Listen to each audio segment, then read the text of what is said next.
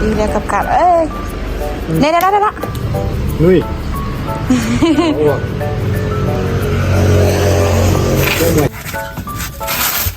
ได้บ่ตำบ่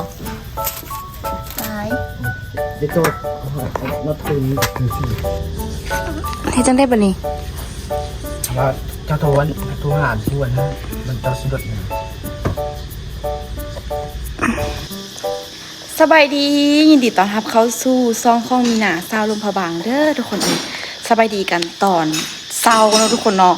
เช้ากับบ่เช้าแห้งตัวนี้ประมาณ9 โมงละก็คือพากันยอดจุกยอดใหญ่แย่งมาแล้วทุกคนแล้วก็คือจากตอนที่เอารถมาเข้าอู่ตัวนั้นเนาะที่ต้นตาลมาเซ็กเบิ้งแล้วทุกคนเนาะแล้วก็มันเป็นน้ำทางน้ำมันหัวอีกอย่างนั้นเนาะก็เลยว่าให้ไอตัวจัดการสร้างมาทุกคนเนาะแต่บริษัทใช้แอปทุกคนเนาะน่าจะสร้างจากอู่จากยังเขาเจ้าอะไรที่เขาเจ้าแบบแยกอะลอกอะไรยังค่ะนะแม่ละสร้างมาเนาะมาฮอดน่าจะก่อนฮอดก่อนสงกรานต์บ่พอเพิ่นฮอดล่างสงกรานต์ฮะก็ฮอดวาง 4-5 มื้อล่างนี่เนาะไม่ได้ทุกคนฮะฮอดวาง 4-5 มื้อล่างนั้นแต่ว่าเขาบ่ทันได้เอาเข้ามาแปลงเนาะเนื่องจากว่า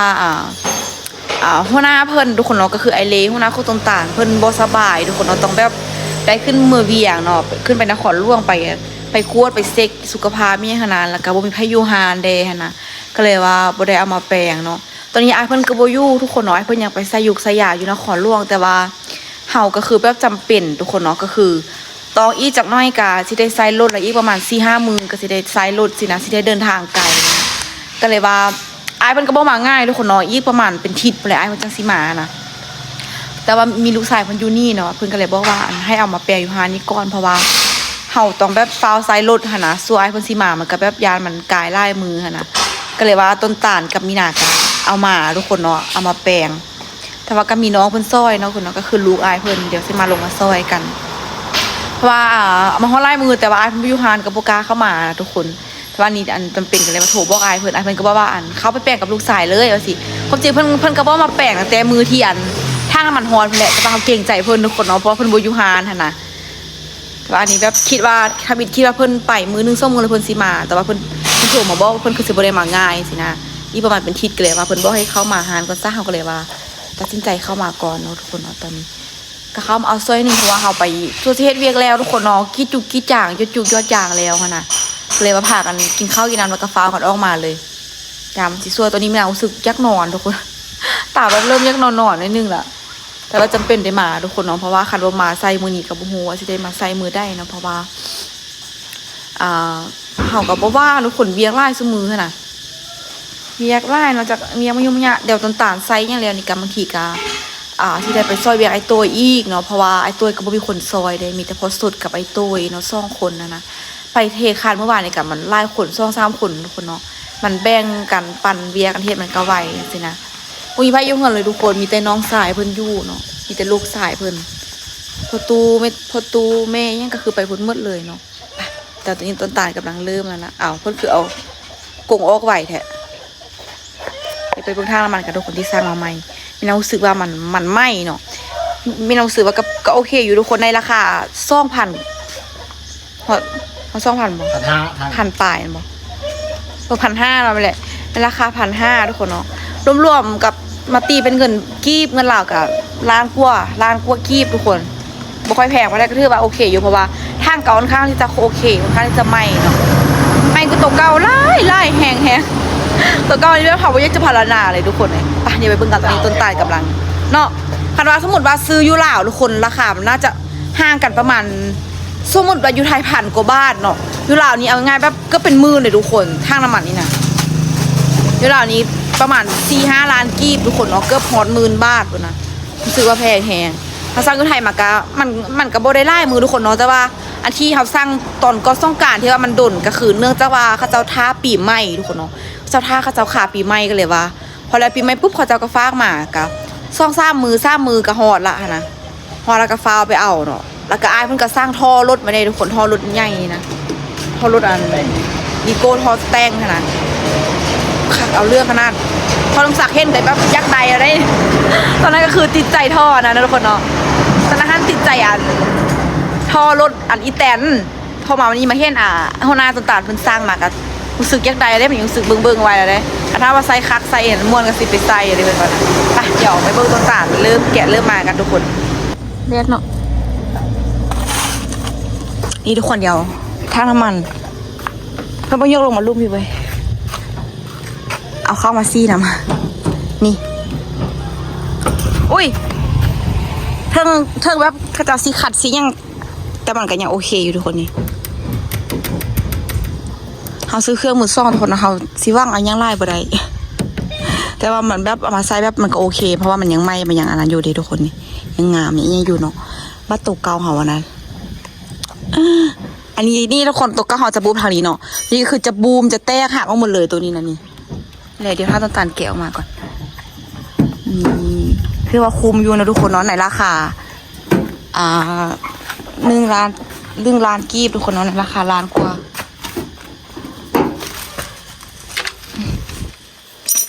เปื้อนข้างหน้าทุกคนเพราะว่าเขาเอาไปล้างบ่ได้เนาะ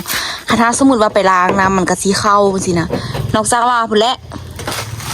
เปลี่ยนท่อเปลี่ยนทางอย่างแล้วตอนนี้น้ำมันกันอย่างแบบบ่ได้เติมแห้งไล่เลยทุกคนตั้งท่อพูดแล้วเนาะแต่ตอนนั้นก็ใส่แบบน้อยนึงแต่ว่าตัวที่ดูดออกหันกันอย่างอยู่เหือนอยู่เนาะเอาไว้ให้พอสมศักดิ์สโลดอีแตนคาถาสิเติมไล่ๆอีลีกับพุ่นเลยทุกคนน่าจะสิขึ้นไปรักสาวเนาะไปดอกพี่น้องพุ่นแหละน่าจะได้เติมเลยเพราะว่าอันนี้เขาเติมไล่บ่ได้ทุกคน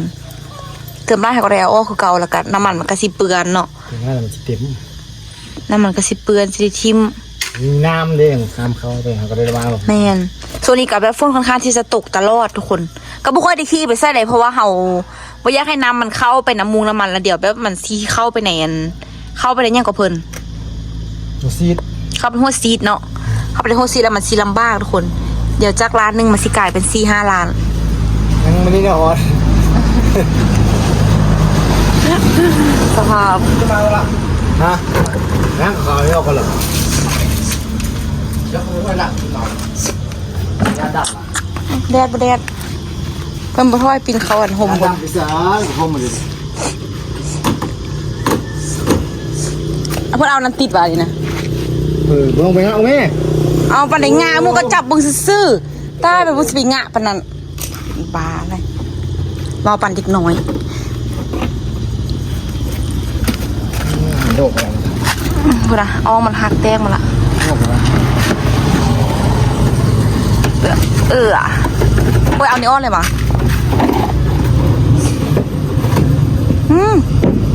เปื้อนแท้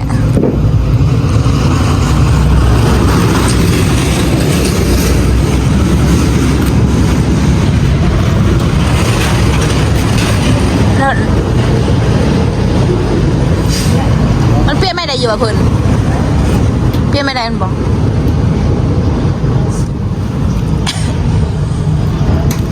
โอ้ได้แท้แฮมเลยดูไกลนึงค่ะทุกคนแฮมแบบนึงน้ำบุบโคราณบุหมี่ที่บอกเขาทำกับสะอาดเขาผ่านว่ายันน้ำเขาหนึ่งท่านไงลองเง่าดูเสื้อยังไม่อยากไข่บึ้งอะไรจะโอ้ยเนี่ยนั่นเรารอตอนเราบินเนี่ยเขาตัดงงดิสีงงเงาเลยตัว5 คนมาเลยสิค้าเอาไปลงวะน้ำมันบ่หลายบ่ลวกก่อนมาแล้วประตูอยู่เหินมันเนาะดูน้ำมันออกประตูก็ไปก่อนเอาประตูนี้ก็เลยเปลี่ยนไปเลยเพิ่นแม่มาเอาตัวนี้เลยว่ะตัวเก่าประตูเก่าอ่ะก็ยังไงฮะก็ยังไม่อ่ะยังไงนี่เสียงไม้ออกไปไม้เขาจิ๊บว่า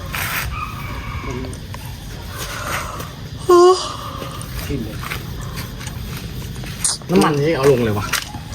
เอาไม่ได้ผมไม่ได้หรอผมไม่ได้น้อยอย่างนะถ้ามันคือสู้เลยคนตัวนี้นะตัวนี้มันคือสู้คนตัวไหนนี่กระทั่งน้ำมันตัวนี้สูงเวลามันแตกว่าตัวนั้นคือแบบกันนี่ลุกเลยว่านี่น่าดีจังเลย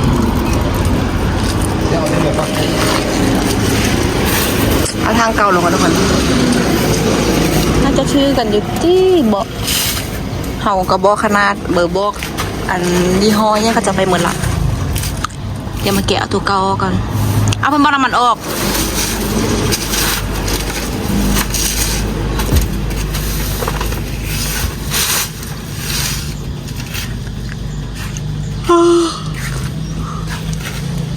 ง่วงนอนแท้ฮอนแห่ทุกคนเลยมันนุ่งเสื้อนี่แห้งฮอนขันบนนุ่งกระแฮมเอาแต่ฮอนวะปานนี้บ่ฮู้ไอ้ตัวมัดเหล็กแล้วหรือยังได้ยินเพิ่นว่าสิลูกมามัดเหล็กตั้งแต่6 โมงเช้าอันนี้ให้มันแล้วเอาช่วยนิดนึงแล้วก็ตอนแรกว่าเทว่าเพิ่นว่าแต่ว่ามื้อเช้านี้มีนาไปม6 โมงปลายแล้วยังบ่เห็นเพิ่นลุกเด้อ แต่บ่สุดก็ไม่จันเอาตัวก็ยังบ่ลุก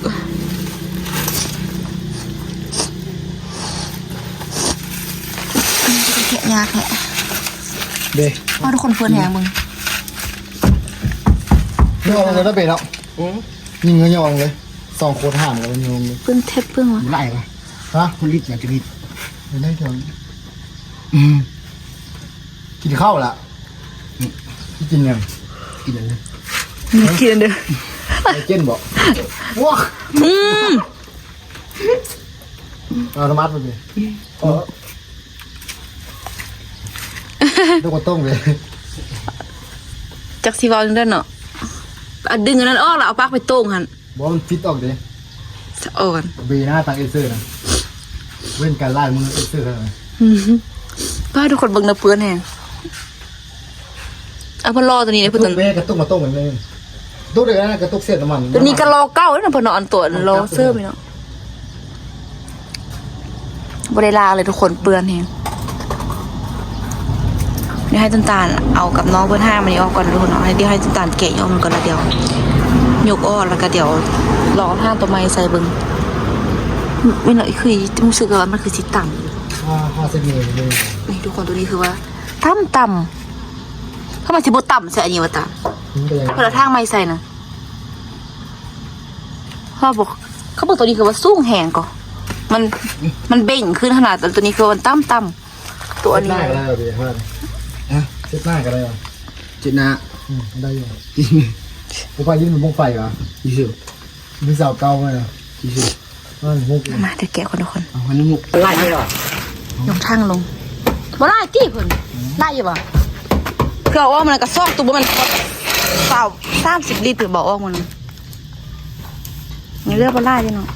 ไล่ดิเฮ้ยไฟแดงน้องคำมาแล้วไอ้กินคำให้แล้วนี่เบาๆเลย นี่ทุกคนตัวนี้มันสู้นะตัวนั้นมันแบบยันต่ำใส่ระหายเดี๋ยวเรามาลุ้นกับทุกคนเอามาเบิ้งว่ามันสิใส่ใดอยู่บ่น่าจะใจตี้เรื่องใด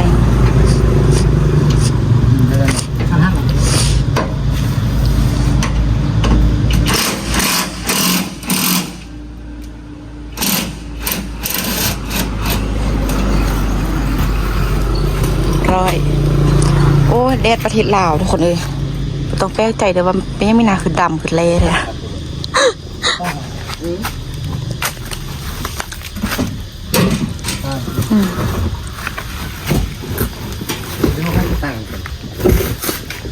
ตั้งว่ามันแตกมันบ่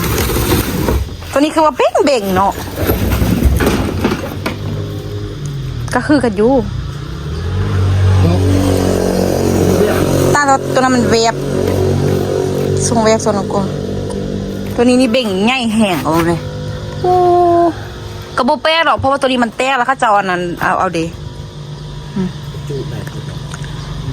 เพื่อมันแวมหมดเลยตัวนี้เนี่ยเบ่งแห้งนะย่ามันที่ต่ำแสนนะฮะนะลองเบิ้งเลยแต่ก็น่าจะอันนั้นอยู่ที่น่าจะได้อยู่ที่บอกหอมกับบอยเนี่ยเขาจะไปกัน ได้ก่อนขาดเขาจวดซื้อไหมขาด เนาะ ขาดนี่เขาดัดซื้อไหม ค่ามันต่ำบ่ โอ้ในระบบอะไรใหม่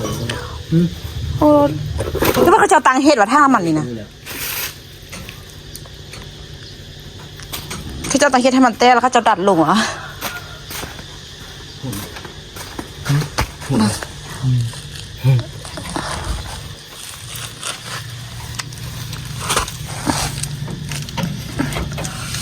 ตั้มอีลี่เดี๋ยวคนกระบะทายมันนะ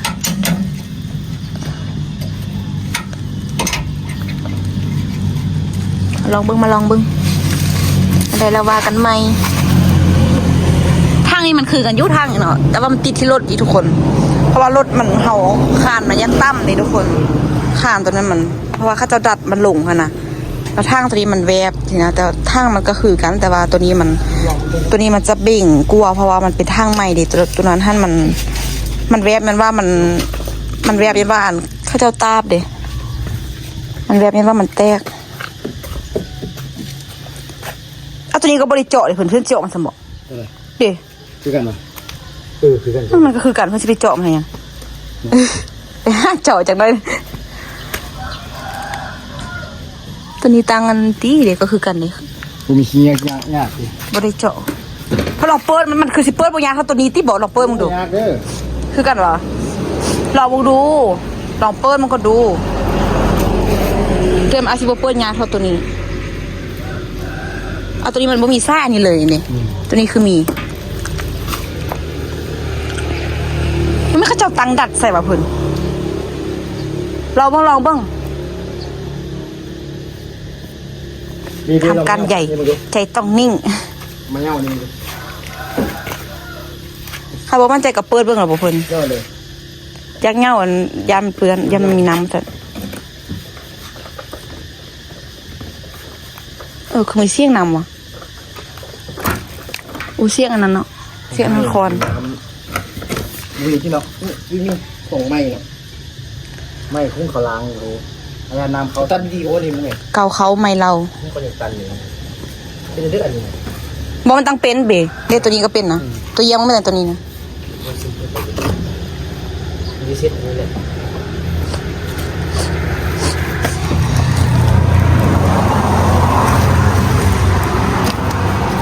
คือกันกดซอสชนะเดี๋ยวมาเริ่มใส่กันทุกคนลุ้นกันเนาะคนเอาว่าสิใส่ได้ยี่บอกเพราะว่ายานต่ำนี่ขันมันตั้มแห้งทุกคนมาท่าเบิ้งกันเนาะให้ต้นจันเกี่ยมเครื่องยังก่อนเดี๋ยวมากลุ่มเปิ้ลทุกคนเนาะอันนี้จนหักมันแน่นเกินเพราะว่าอันข้าวเหนียวเบิ้งแล้วรู้สึกว่ามันมีน้ำอยู่ทางใน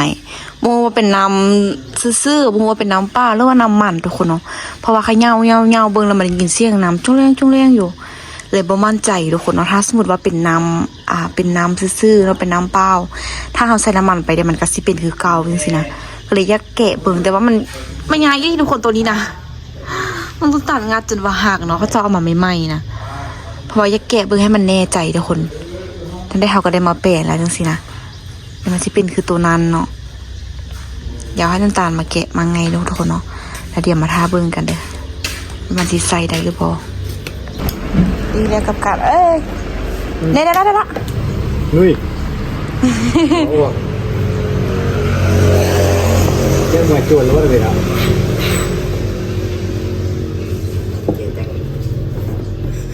เครื่องมือทันสมัยสุดว่าอะไรดิเอามาคือใดเอาน้ำมุนเอามาสิใดเนาะเขาจะมุนให้มุนมาเราไปได้เป็นงัวบัดเขาเลยเราจะมาหักทุกคนรถตัวแรงมันหนอเข้านะเข้ายากว่ะมันได้มุนคืนใช่ปะแต่มึงไงคะทุกคนนี่กับการเปิดฝ้านี่นะเครื่องมือวานสมัยดิทำบ่มีเครื่องมือคือที่เขาจะเห็ดเนาะก็จะเอาพวกสร้างแปลงนะคะขนาดโอ้คือแค่นี้เนาะไข่ของเล่ดิเนาะตอนเอาลงมาบักไม้บักงามแตกมาละห่างมาละมากลุ่มไข่เองเป็นไงยานั่นดิว้าวว่าเป็นยังว่ามันทางมันแจ้งสินะ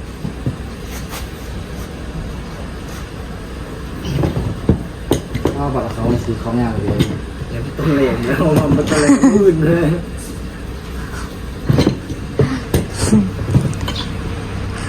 แล้วเพิ่นมาซ่องสมองมันได้ไม่จะค้ำเหมือนนั้นหรอกเพราะว่าทำมาคำเนี่ยก็ไหวอยู่วะเนาะคำเลยทำมาซี่บูปัตตันหันก็ไหวเนาะมาเขาม มือมุ่นบ่ได้ละวะยาขนาดนั้นแน่แท้แน่นวันเนาะสะอดต่อข้าเจ้าอันเรียบร้อย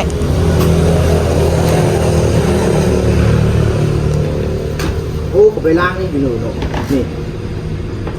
น้ำมันตี้เพิ่นนำว่ะ ต้องดูไหนท่อน เรียกว่าเป็นน้ำมันคือว่าเป็นมันๆอยู่เพิ่นโบเกนเอาออกก่อนจะผสมคือน้ำอยู่ก่อนน้ำมันวะ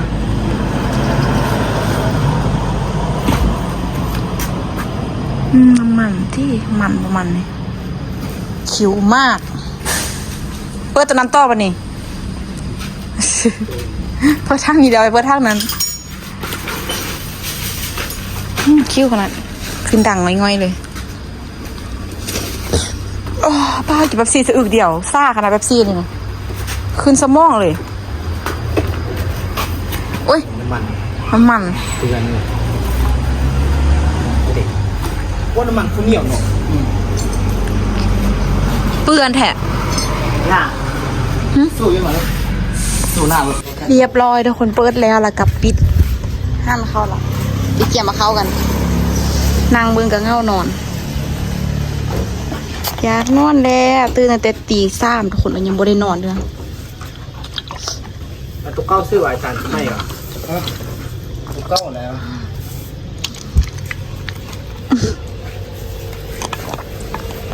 เสียงเกินน้ำ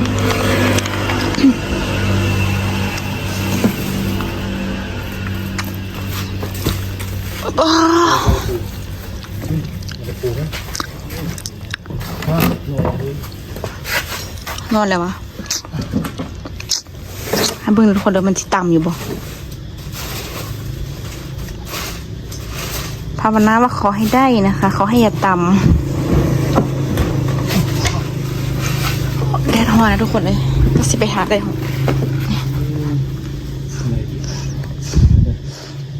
ลองมาก่อน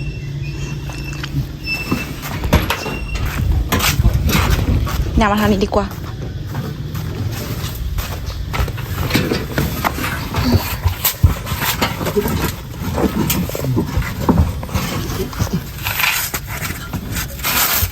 ได้บ่ นี่ ตำบ่ตาย เด็กตัวนัดตื่นนี่นี่เดี๋ยวดินิ้วนี่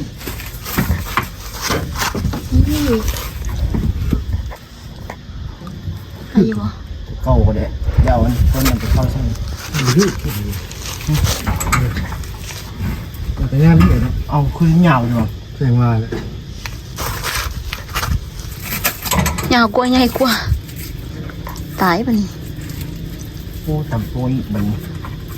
ต่ำนี่ก่อนต่ำเลย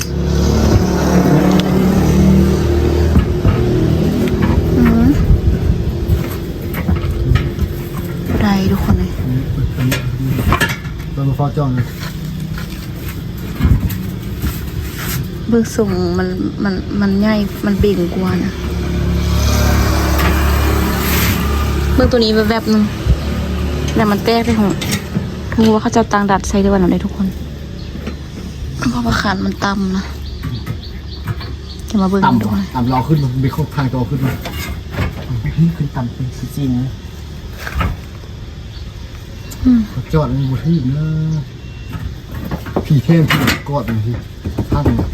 เงาเลยจอดเลยเขาไปจอดเล็กเซงมา เงียบเลย จอดคือจะกระตัวหาว่าเจ้าซื้อรถนะนะครับประกันเนี่ย งานเลยปะนี่ ดูชื่อนี่เนาะตัวนี้มันยาวเลยเป็นเนาะถ้ามันเป็นเลขเดิมมันก็ซื้อได้ที่ถังได้ต้องงานพี่เล็กก่อนก็ตัดมันก่อนมัน มันเบ่งอีเด้ตัวนี้นะ ท่อในเกมบูดีจับ มันเบ่งแฮงให้จังได้ปะนี่ แล้วจ ถ้าโทรวันโทรหาทวนฮะมันจอดสุดเนี่ย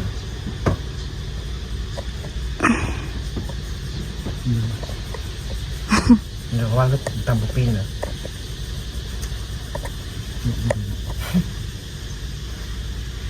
ตัวเอง งงเลยงงเป็นไก่ตาแตกเลยเข้มจอดเล็กไปจอดงานพี่นะจะทางพี่ มันก็คือกันอยู่ข้างตัว คือ ตัวน้อยกว่า บอกว่าคือแต่ว่าเล็กตัวนี้มันก็คือแต่ว่าเขาจอดเลยนะมันเป็นน้ำรถตี้นี่ เล็กพี่นะบุตรเล็กธรรมดาจอดงานพี่นะไกลกับย่วงเลย อันนี้ทำมันตั้มลงดิเขาแต่มันเขาจะตังดัดใส่ตี้ทางน้ำมันเป็นแบบใช่ไหมเขาจะตังดัดใส่แล้วแบบมันดุนแล้วมันอันนั้นหนำมันเปื่อยแล้วมันน้ำมันซึมแบบนี้เขาก็บ่เบิ้งอันนี้คนไว้ตอนสร้างมานะไม่คิดว่ามันสีอันนั้นนะคิดว่ามันสีใส่ใดทุกคนแล้ววับอันนี้เห็นจังได้แบบนี้มีวิธีแก้ไขอยู่บ่อ้าย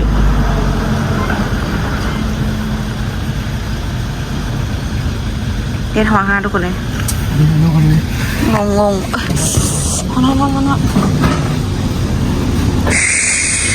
ถ่ายทุกคนเลยซาเซียเงินซื้อมา1,000 กว่าบาท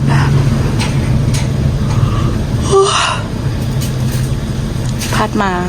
ใช้รถของบัวใดทุกคนเนาะเพราะว่า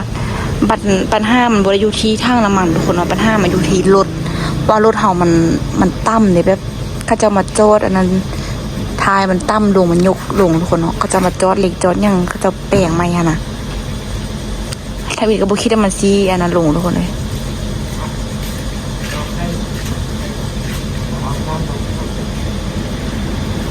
ได้ก็ใส่บัวใดมันขาเนาะเดี๋ยวมาเบิ้งทุกคนเดี๋ยวมาแก้ปัญหามาสิเฮ็ดจังได้โตเนาะเดี๋ยวมาทาเบิ้งกันเอามาตอนประมาณ9 โมงปลาย10 โมงอย่างเนาะตอนนี้11:12 โมงแล้วรู้สึกง่วงนอนมากทุกคนเลยคาดว่ามันบ่ขาเอ็มอยู่บางอย่างเนี่ยสิเฮาก็ใส่น่าจะเลวแล้วเนาะทุกคนเนาะน่าจะได้ใส่จะได้เมื่อแล้วแต่ว่าอันนี้มันมายาต้องมาแกะมาไข่ยังเบิ่งแล้วกันมันมีปัญหาตัวนี้อีกจะเสร็จจังได้ทุกคนเลยนะมาทาเบิ่งกันเมื่อยแหงทุกคนเลยแดดก็ฮ้อนก็คือโบไดเนาะทุกคนเนาะต้องแบบเลยปรับเลยตัดเหล็กตัดหั่นเนาะตอนนี้ก็คือถ้าพอส้มสักมาแล้วก็สิได้ตัดเหล็กแล้วก็ได้จ้อใส่ใหม่ทุกคนเนาะคือจะมีอาวาแหละเขาเจ้าดัดเขาเจ้าแปลงใหม่ขนาดนั้นมันก็เลยบ่เข้ากับสภาพของทางน้ำมันเฮาเนาะเมื่อกี้ก็ออกไปซื้อแนวยู่แนวกินทุกคนไปซื้อแนวกินซื้อลาบซื้อแกงเนี่ยมากินซ้วยเนาะกินกัน3-4 คนเพราะว่าตอนนี้ก็คือ1 โมงแล้วทุกคนบ่ายโมงละบ่ายโมงคิดว่าทวิตมาคิดว่าแบบถ้าว่ามันบ่มีปัญหาหยังก็คือแล้วทุกคนเนาะคันถ้ามันบ่มีปัญหาหยังก็แล้วแต่โดนแล้วแต่ว่าอันนี้ก็คือมันมีปัญหาเรื่องที่ว่าพื้นรถมันทุกคนเนาะมันต่ำเกินไปนะมันบ่เข้ากับทางน้ำมันเขาต้องได้แก้จุดนี้นะคะทุกคนและอีกอย่างก็คือหัวหน้าเพิ่นบ่อยู่เนาะคันถ้าว่าหัวหน้าอยู่หรือว่าอันนี้อยู่ก็น่าเราก็น่าจะแก้เพิ่นจะซอยแก้จังไดเนาะแต่ว่าอันนี้มีแต่มือใหม่ทุกคนเนาะ มีแต่มือใหม่มีแต่มือสมัครลิ้นยังบ่ทันเป็นอาจารย์เทื่อเนาะหัวหน้าเพิ่นบ่อยู่ก็เลยว่ายักงงย้ายนึงก็เลยว่าได้โทรเอาพอสมศักดิ์มาทุกคนพอสมศักดิ์ก็เข้าไปพูดไปตัดหญ้าอยู่ในสวนบ่ยังพันออกมาเนาะถ้าว่ากินข้าวจังออกมาพูดไปน่ะก็กินข้าวท่าเนาะถ้าพอสมศักดิ์มาก็น่าจะได้กะเกียมเฮ็ดทุกคนแต่ว่าฮ้อนแฮงน่ะมีน้าออกไปซื้อแนวกินเมื่อกี้ป้าจนแบบมันสิเป็นลมทุกคนรู้สึกว่าออกได้แล้วแบบแฮมหน้าแฮมตามมาเลยนะโคตรฮ้อนเลยแต่ตอนนี้ก็เริ่มมันไข่แต่ว่ามันบดนี้เพราะว่าเขาแปลงรถเขาต้องได้นอนกองคนมันฮ้อนเนาะต้นตาลได้เข้ากองนะพยายามเฮ็ดไล่วิธีแล้วมันก็บ่ได้ทุกคนมีวิธีเดียวก็คือทุบเนาะเผาก็คือเอาออกซิเจนยังเผาแล้วก็คือทุบให้มันลุบลงคือเขาเจ้าแต่ว่าอันนี้เขาเสียเงินซื้อมานะทุกคนถ้าสมมุติว่าเขาเผาเขาทุบเนาะเขาละลายเขาทุบมันแล้วถ้าสมมุติมันแตกมันยังมาเขาก็สิได้เสียข้องทีมละลานะก็เลยว่าแกมัน5 นาทีแกอยู่ที่รถเลย แกอยู่ที่รถเลยเนาะพอไปแกอยู่ที่ทางแกคันถ้าแกอยู่ที่ทางมาบันห้ามก็อาจจะเป็นคือเก่าทุกคนเนาะอาจจะหัวหรือว่าน้ำซึมเข้าคือเก่าอะนะเลยสิแกปัญหาโดยการจัดการกับรถเฮาเลยแล้วก็เอาทางไม้ใส่เพราะจะได้เฮาก็ได้ซื้อมาแล้วทุกคนเนาะมันก็ค่อนข้างที่จะแพงอยู่ สำหรับถ้ามาตีเป็นเงินลาวเฮาทุกคนเนาะถือว่าแพงผมสักกำลังสิออกมาละใส่ออกมาแล้วกันเดี๋ยวกะเกียมยังเฮ็ดเลยเนาะทุกคน เพราะว่ารถเฮาต้องได้ฟาวไซเนาะเพราะว่าซุ้มห้องน้ำเพิ่นสิมากะ26 27ทุกคนเนาะมันก็จอโพนขนาดหมาเพิ่นก็อาจจะเฮ็ดหยังบ่ค่อยได้หลายเพราะว่าเพิ่นก็บ่ค่อยสบายนะบ่อยากรบกวนเพิ่นก็เลยให้พ่อมาสักมาจัดการแก้วเลยซะมาทุกคนเดี๋ยวคลิปนี้ขอตัวลาไปก่อนเดี๋ยวถ้าติดตาม EP หน้าทุกคนเนาะว่าเฮาสิจัดการกับมันจังได๋ทุกคนเนาะเพราะว่าตอนนี้เลือกจอนี่ก็จออยู่แต่ผมว่าต้องสิเอาตัวได้ออกสิเอาตัวได้เข้าทุกคนเนาะมาเดี๋ยวคลิปนี้ขอตัวลาไปก่อนถ้าพ่อมาสักมาไปเจอกันคลิปหน้าเด้อบ๊ายบาย